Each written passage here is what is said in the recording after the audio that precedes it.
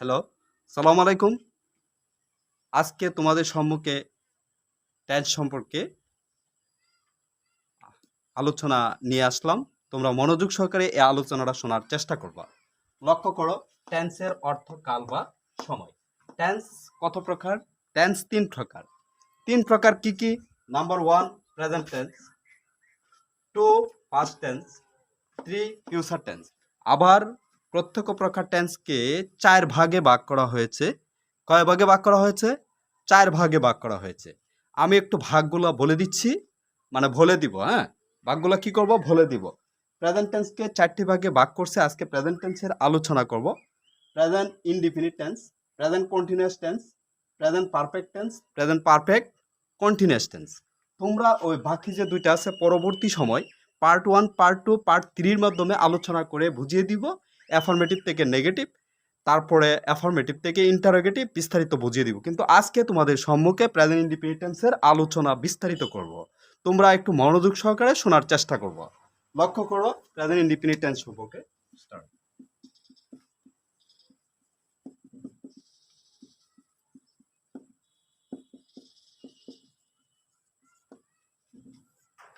আমরা আগে জানবো প্রেজেন্ট টেন্স সেবা, মানে প্রেজেন্টের অর্থ কি। প্রেজেন্টের অর্থ হচ্ছে বর্তমান।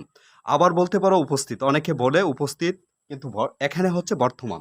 আবার ইনডিফিনিট, ইনডিফিনিটের অর্থ হচ্ছে অনির্দিষ্ট। ইনডিফিনিটের অর্থ কি? অনির্দিষ্ট। তাহলে টেন্সের অর্থ হচ্ছে কাল। তাহলে অবশ্যই তোমরা এটা ট্রান্সলেট করে পেয়ে যাবা সম্পূর্ণটা। এখন আমি ওই টেন্সে, প্রেজেন্ট ইনডিফিনিট টেন্সের সংজ্ঞা লিখবো না, কিছু উদাহরণ লিখবো। উদাহরণ লিখে বুঝিয়ে দিব বিস্তারিত। এখানে তোমরা মনোযোগ সহকারে লক্ষ্য করো। আমরা এক নাম্বার,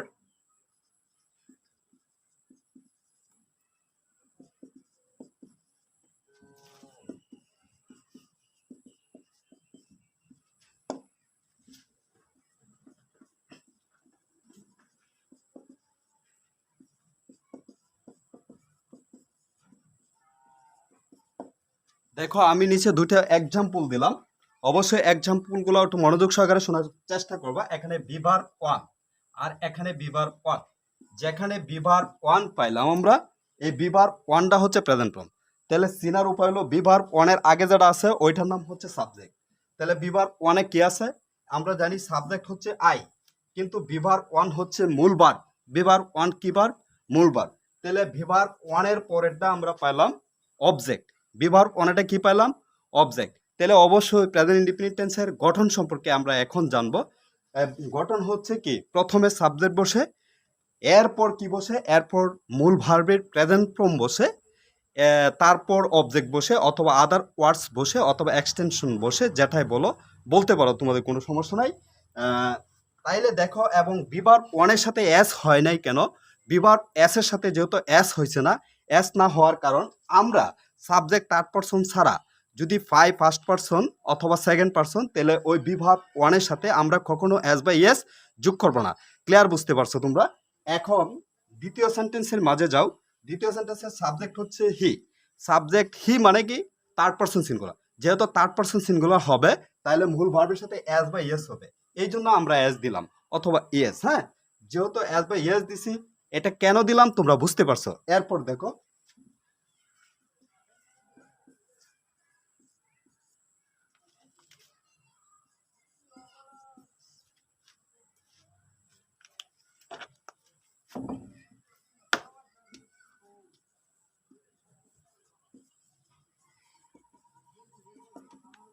তোমরা লক্ষ্য করো সেন্টেন্সটা, 3 নাম্বার সেন্টেন্সটা একটু লক্ষ্য করো। এখানে ভার্ব কোনটা?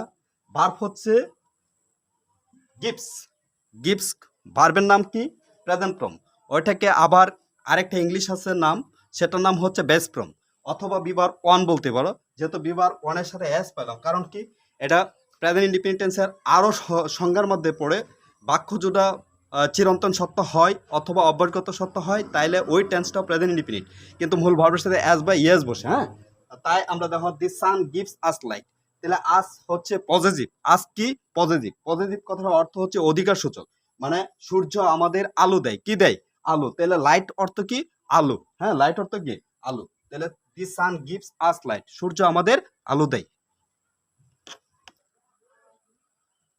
তোমরা উপরে দেখো 4 নাম্বার এক্সাম্পল। 4 নাম্বার দেখো, 4 নাম্বার হচ্ছে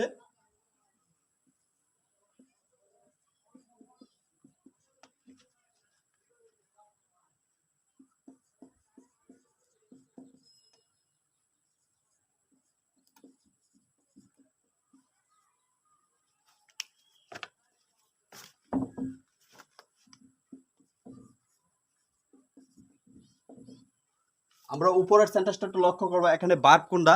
ভার্ব হচ্ছে রিডস। রিডসের সাথে অ্যাস হওয়ার কারণ হলো এখানে সাবজেক্ট হচ্ছে মাই মাদার, তাহলে মাই মাদার হচ্ছে থার্ড পারসন, এই জন্য আমরা কি মূল ভার্বের সাথে কি দিছি? অ্যাস বা ইয়েস দিলাম। তাহলে এখানে অবজেক্ট হচ্ছে দ্য কুরআন, দ্য কুরআন। তোমরা অবশ্যই বুঝতে পারছো, এটা ট্রান্সলেট বাংলা করলে কি পাই আমরা? মাই মাদার রিডস দ্য কুরআন, আমার মা কোরআন পড়েন। আমার মা কি পড়েন? কোরআন পড়েন।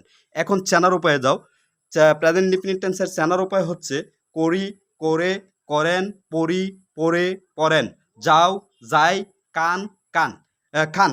হ্যাঁ, এইগুলা যদি থাকে তাহলে ওই টেন্সটাকে চিনবা প্রেজেন্ট ইনডিফিনিট টেন্স। কিন্তু বাংলা তোমরা ট্রান্সলেট করার সময় ওই পিছনে যদি ওয়ার্ড থাকে তাহলে ওই টেন্সটি হচ্ছে প্রেজেন্ট ইনডিফিনিট। কিন্তু গঠন করার সময় তোমরা আগে পাইছো যে প্রথমে সাবজেক্ট বসে, সাবজেক্টের পর মূল ভার্বের প্রেজেন্ট ফর্ম বসে প্লাস অবজেক্ট বসে, হ্যাঁ, অথবা আদার্স ওয়াজ বসে, অথবা কি এক্সটেনশন বসে, তিনটাতে যেটাই তো কোনো সমস্যা নাই। এরপর আমি 5 নাম্বার বাক্য তোমাদেরকে বুঝিয়ে দিব। এটা হচ্ছে